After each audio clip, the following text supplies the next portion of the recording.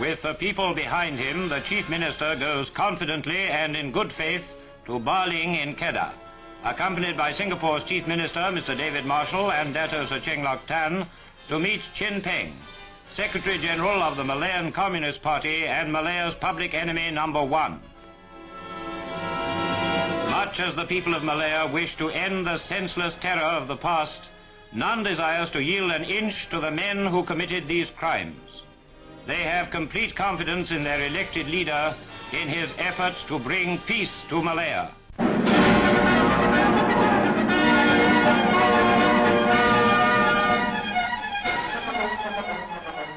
The eyes of the world turned for a fateful 2 days on Baling near the Thai frontier for talks between government representatives and communist terrorist leaders. As the chief actors in the drama arrived, hopes ran high, not only among the Baling townsfolk, but among all the people of Malaya, that by some miracle the communists would repent of the evil they had done and surrender for the good of the country. The whole town flocks to the school, which has been prepared as the conference room to watch the chief ministers arrive. Tunku Abdul Rahman and Mr. David Marshall are as one in their attitude to communism, supported by Sir Cheng Lok Tan. They are prepared to give the communists a fair hearing in the hopes of a peaceful settlement.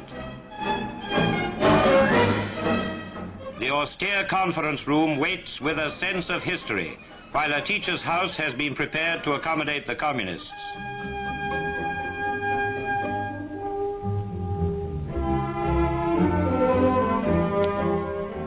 There is little ceremony in the arrival of the communist delegates. 2 ordinary police trucks with hard benches picked them up at the jungle edge and brought them into Baling. All necks craned for a glimpse of the number one terrorist. There he is, that's him. Chin Peng, directly responsible for a brutal 7-year campaign of murder and terrorism against the ordinary people of Malaya. Propaganda Chief Chen Chan is with him, and also Abdul Rashid bin Maidin, who escaped from the Malacca detention camp in 1951.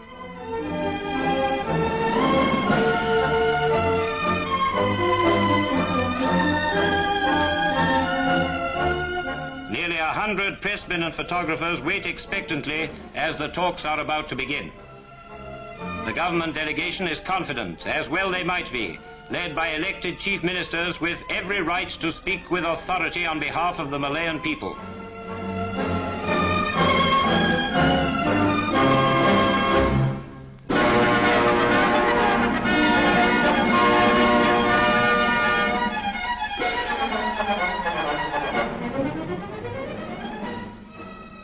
And then the communists, escorted by Mr. John Davis, the famous Force 136 guerrilla leader and former colleague of Chin Peng during the Japanese occupation.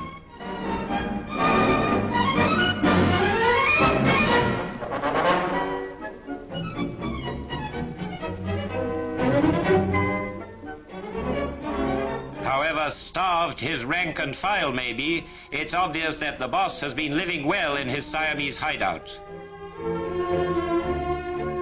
The communists' first demand, as expected, was for recognition of the Malayan Communist Party.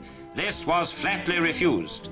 They then demanded complete freedom for all terrorists should they surrender, and the right to form a new political party. These demands were also turned down. The Tunku then yielded a point that surrendered terrorists could join existing political parties once they had proved their loyalty to Malaya. But further he could not go without imperiling the country's security.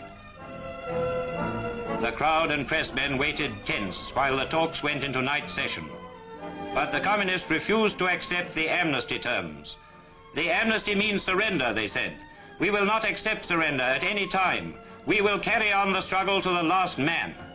Thus proving beyond dispute that in their lust for power, they have no care or feeling for the ordinary people who long for the end of terrorism. There was no more that the Tunku could do without endangering the people he represents and the very country itself.